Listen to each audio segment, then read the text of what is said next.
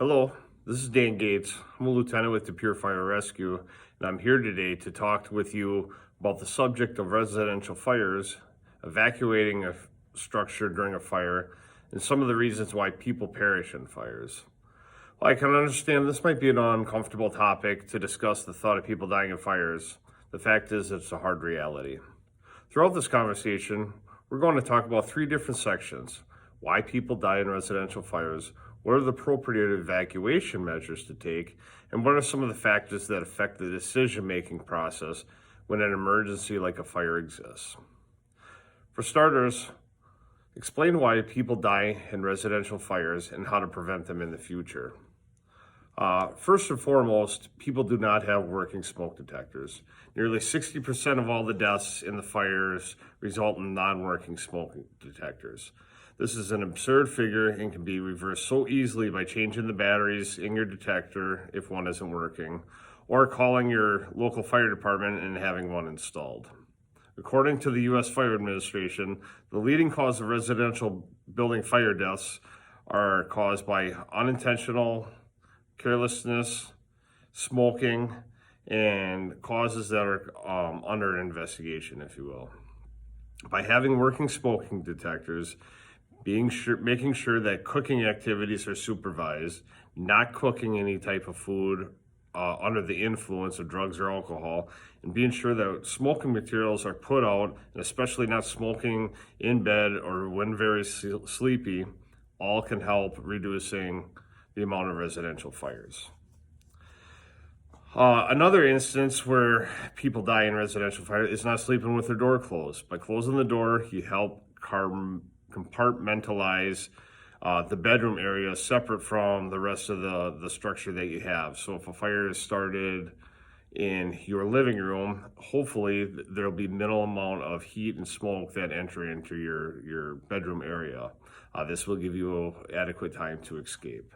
And lastly, if you do have to exit the structure, please stay out.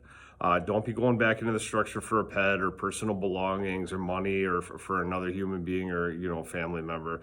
The superheated toxic smoke will render a person unconscious in just a matter of minutes and sometimes even in one breath.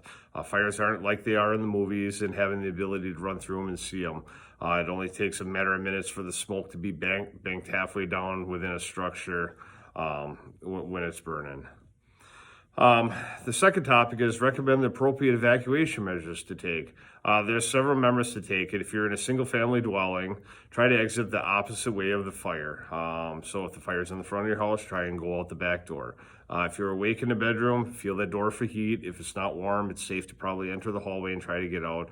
If there is heat and if it is warm, exit through the window or go through another means necessary out on a balcony or whatever it will be. If you are in a multi-family dwelling, if you're able to and you have it, use pull the pull station if there's one in your apartment. If you're able to reach one in a hallway, follow the exit maps. Don't use any elevators, and whenever it's safe to do so in either one of these cases, please call 911. And some of the factors that will affect the decision-making and cue recognition process and the determination of exit selection. When it comes to deciding when exiting a structure during a fire, several cues might cue the person to leave. It could be the alarms going off, it could be the smell of smoke, it could be the sight of fire. All of those will determine what exit to take. Muscle memory will revert you to saying, if I'm coming in through the front door of my apartment building, this would probably be the easiest way to take. Well, if that means isn't available, go through another way. Another factor might be other occupants leaving through that exit. That might lead you to say this is a safe way to go. So for this, sorry about that for a minute there. That is all we have for this public service announcement. Again, thank you all for listening. And again, I can't emphasize enough, please, everybody, make sure that you have working smoke detectors all on each level of your home, all right outside your bedroom, so you do hear them while you're sleeping. And if you do have them, please ensure that the batteries are changed every 6 months. A good reminder to do this is when you turn the clocks back or forward with daylight savings time, that is a good time to change your batteries. So that's all we have here from DePure Fire Rescue. Once again, Dan Gates signing off. Stay safe and take care.